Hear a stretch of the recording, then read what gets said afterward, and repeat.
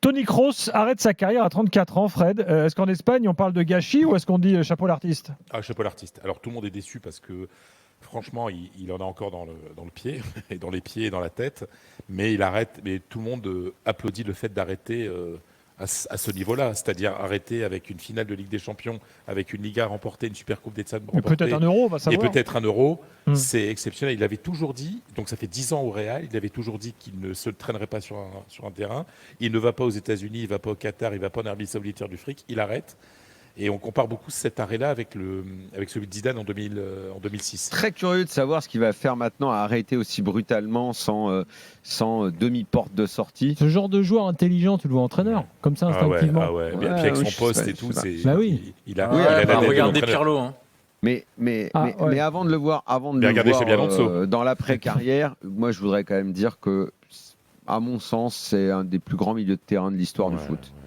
5 Ligues des Champions, champion du monde, 10 ans au Real au top niveau.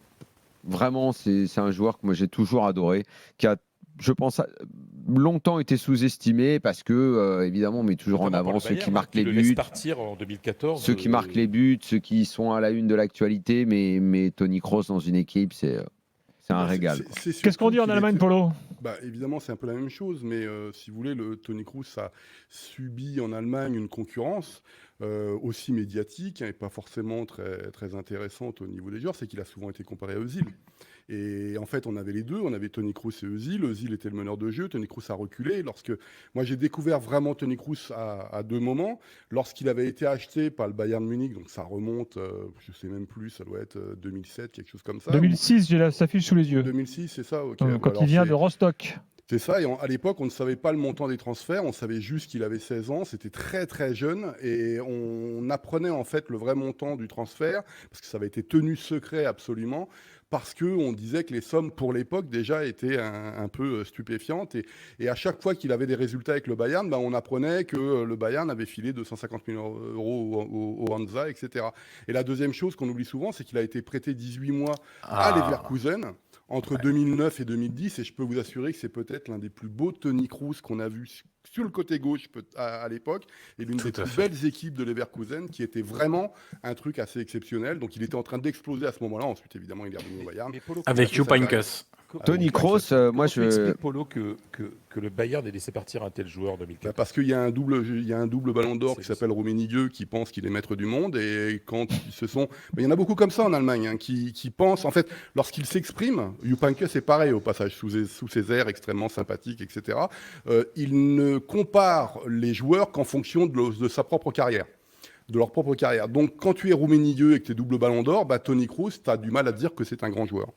Et c'est pour ça qu'il est parti comme ça. Donc c'est pour presque rien, parce qu'il ne voulait pas lui donner à l'époque le salaire qu'il méritait. Et Kroos, c'est aussi... juste un point sur le joueur et le jeu. Ça te rappelle aussi, je le voyais encore sur cette passe magnifique qu'il a faite en Ligue des Champions, que le foot, c'est de la géométrie aussi. Bien sûr. C'est-à-dire que quand tu vois... intelligent. Oui, mais quand tu vois Kroos, c'est-à-dire avant de voir but, de voir action, occasion, expected goals, tu vois juste une transversale, la gestion de la distance, la qualité de la passe qui aujourd'hui, entre guillemets, à mon avis, différencie le timing totalement. de cette passe. Le timing, mais tu vois, je pense à la géométrie du terrain, à la taille, à la limite du terrain. Je vois Tony Kroos à l'échauffement, enfin j'imagine Tony Kroos à l'échauffement, j'ai rarement vu, peut-être même jamais. Je regarde les joueurs à l'échauffement pour ça.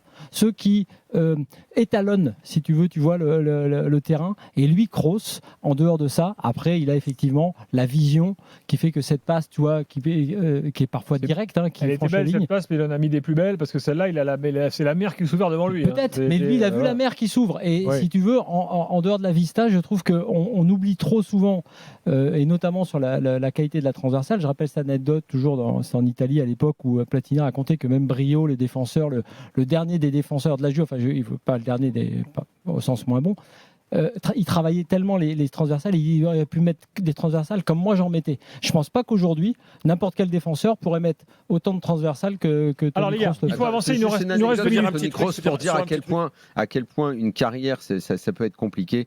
À la fin des années 2000, pour un média qui s'appelait CFI, j'ai commenté, ça devait être le mondial des U17. Et dans cette édition-là, il y a Tony Kroos que je découvre, gamin, le petit blond au milieu. Il m'impressionne, je le trouve très fort. mais dans cette compétition en très fort. Et Fred va s'en souvenir très, très vite, c'est sûr. Il y avait Bojan Krkić, il y avait Fran Medina. Qui avait été extraordinaire, qui avait été annoncé dans les plus grands clubs. Tu te souviens de leur début de carrière. C'est des carrières totalement. Il y avait au Nigeria, parce que le Nigeria avait été très fort dans cette édition-là. Ils étaient très forts souvent en U17. Il y avait Macaulay Chrysanthus, un joueur comme ça. Et ces gars-là, qui étaient super forts, ils n'ont pas fait carrière. Et lui, Tony Kroos, qui était peut-être pas le plus éblouissant, je le trouvais fort, mais pas éblouissant comme les autres, il a fait une carrière stratosphérique.